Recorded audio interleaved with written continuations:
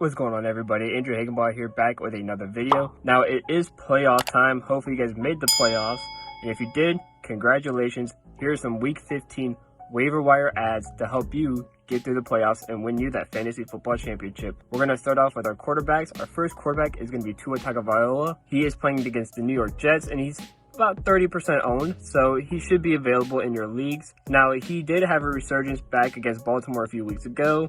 He came in and he played an astounding game, and he hasn't really looked back since. So Tua Tagovailoa, a guy that you could definitely trust. Again, he's got the New York Jets, so he's got a fairly easy opponent, one that, you know, he should be able to manhandle, and with that, he could get you through this first round of the playoffs. Number 2, we have Jimmy Garoppolo. He plays the Atlanta Falcons. Again, another guy who can just help you get through this first round.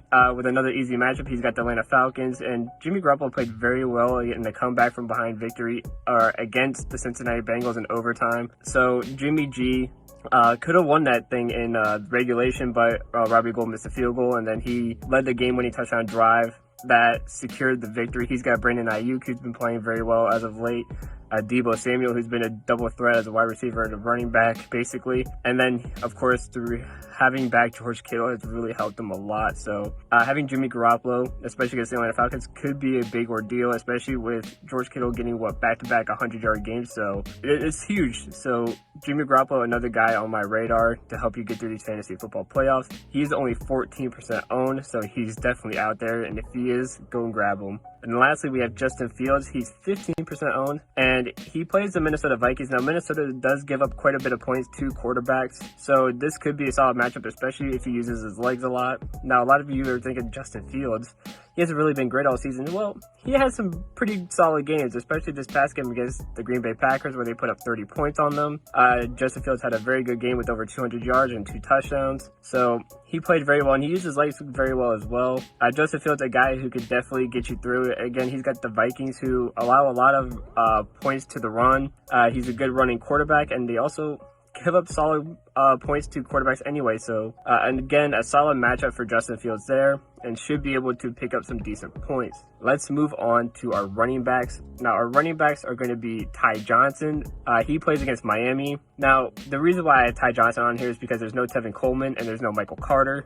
He's also 23% owned, so he should be available. And I like Ty Johnson. He's a very good receiving threat as well as a solid runner. So he is used as well in the passing game as well as the run game. So Ty Johnson, he's there. He has no Tevin Coleman, no Michael Carter, so he really has nobody fighting the position with him.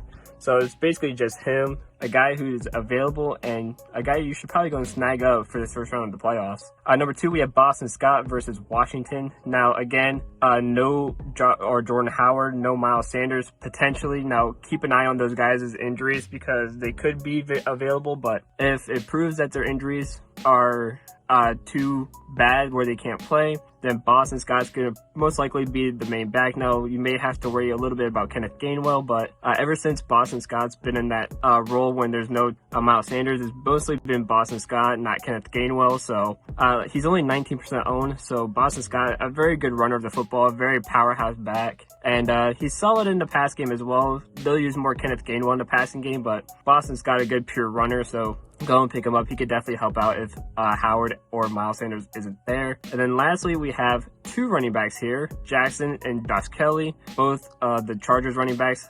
They're both 15% owned, and they play Kansas City. Now, Kansas City defense does give up quite a bit of points, especially to the run game. So it could be a good running day for both. Now, I have a feeling that both could be utilized more evenly. So, and if one might be available over the other, that's why I have both of them in here, because one may be already owned and the other one may be available. So if that's the case, if Jackson is available, go get him. If not, then Josh Kelley is another good option. Either way, I have the Chargers backfield in case of Austin Eckler is a no-go for this week. So Moving on to our wide receivers. The first wide receiver is I have KJ Osborn. Now, KJ Osborn has been very, very good, especially in the absence of Adam Thielen. Now, if Adam Thielen is out again, which it may look like he's out again this week, KJ Osborn is only 26% owned, so he should be there.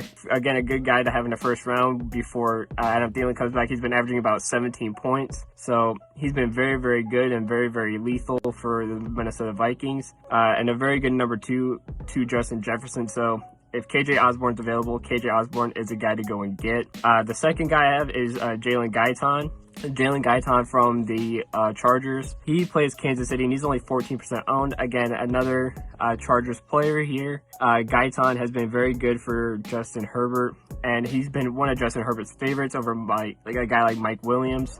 You also have Palmer, who could be available if Guyton isn't available, so Palmer could be added on here as well if you want to go out and get him. But the second backup to Keenan Allen at this point is Jalen Guyton, and he's played very well these last couple games, averaging about like 17, 18 points. So Jalen Guyton's been balling pretty hard, especially since Mike Williams was Herbert's favorite at the beginning of the year. He's fallen off big time, so Mike Williams is pretty much irrelevant at this point.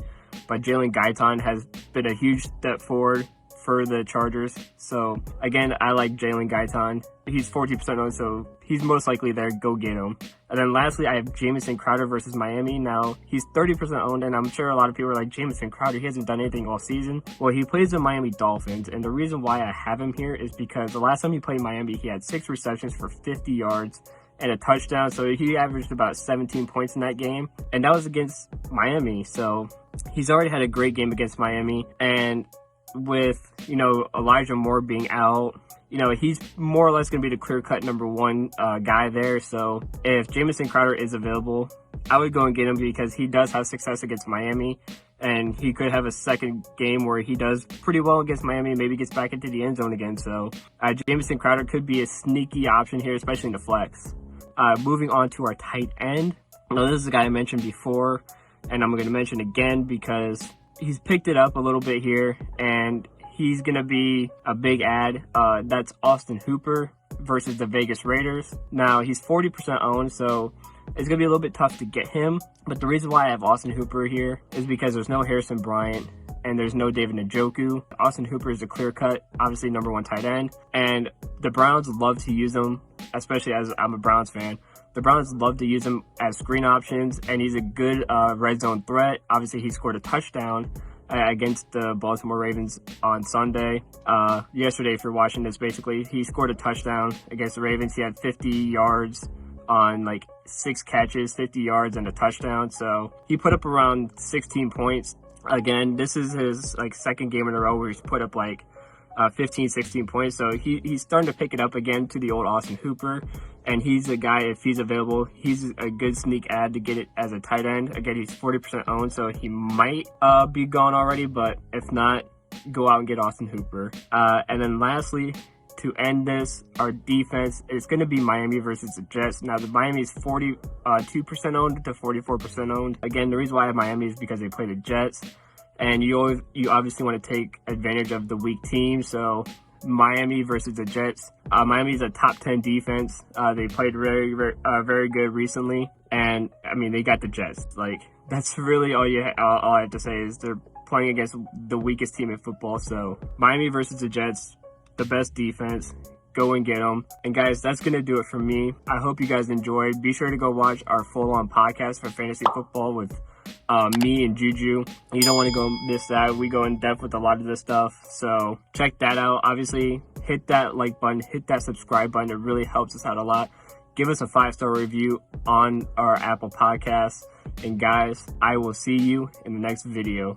Peace.